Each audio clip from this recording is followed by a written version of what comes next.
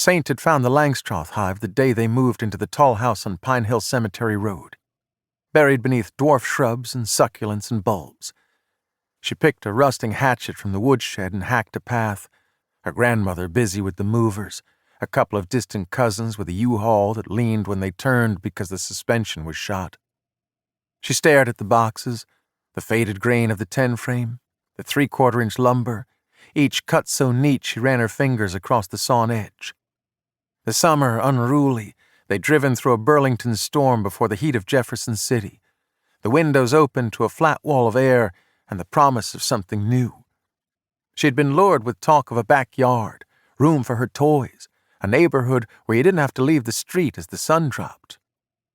She had dragged her grandmother into the yard while her bare-chested cousins heaved her bed frame up to the attic room. "It's a hive," Norma said, then turned and left her. "Can I?" "No." It took Saint the best part of that first year in Montclair to convince her grandmother that keeping bees was a good idea. She borrowed a book from the library, spoke of honey each morning, and smacked her lips, chased bees around the yard to convince Norma she was entirely unafraid, and even managed to stem her tears when a worker reared on her and planted its tail in the lobe of her ear. "Are you happy now?" Norma said, balancing Saint on her knee as she tweezed the stinger out. "Very," Saint sniffed. She saved her allowance and ordered in copies of The Hive and the Honeybee, but fell short of the $5 a year needed to subscribe to the American Bee Journal. Saint was methodical in the breakdown of her grandmother. Each Saturday morning, riding Norma's bus route and perching herself on the seat just behind, her mouth level with Norma's ear so she might bend it with dazzling bee facts.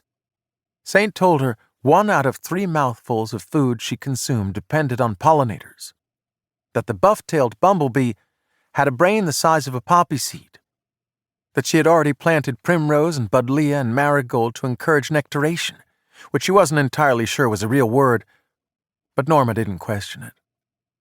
And then she brought her A-game, the waggle dance.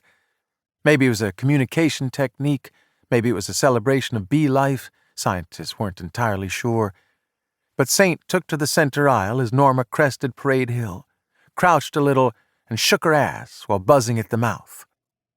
"Jesus," Norma said, and she was not one to blaspheme. The following weekend, under promise that it would be Saint's Christmas and birthday gift for the following 200 years, Norma called a supplier over in Boonville, and the order was placed. They spent their summer in the yard.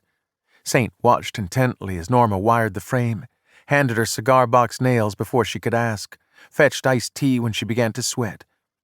Saint read from the limited instructions as she went about the repair, strengthening the comb, replacing the gunny sack, cursing at the goddamn pollen trap. "How come you can do so much?" Saint said, as her grandmother fetched a block plane to smooth a wavelet. "You ever asked that question to your grandfather when he was alive?" Saint shook her head. Norma went on.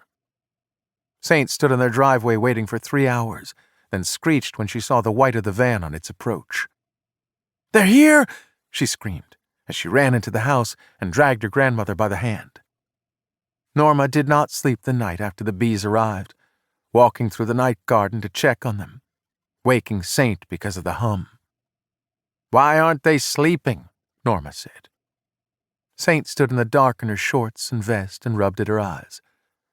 "They're cooling the hive. They flap their wings at the same time, and it sounds like an electric fan." "I thought they were dying." Saint clutched her hand as they walked back toward the house. "I'm glad you care about the bees, Grandma." $20. I want my honey." Norma looped a small cloth canopy over the tree beside the hive, and Saint did her schoolwork beneath it, watching the workers and sometimes singing, "Be Thou My Vision," and "Abide with Me." Saint did not make friends, though she aimed her smiles, did not raise her hand too much, even though she knew the answers, and invited each girl in her class to come see the hive, spending an hour fashioning each invitation, dotting hand-drawn bees with glitter glue and crepe paper.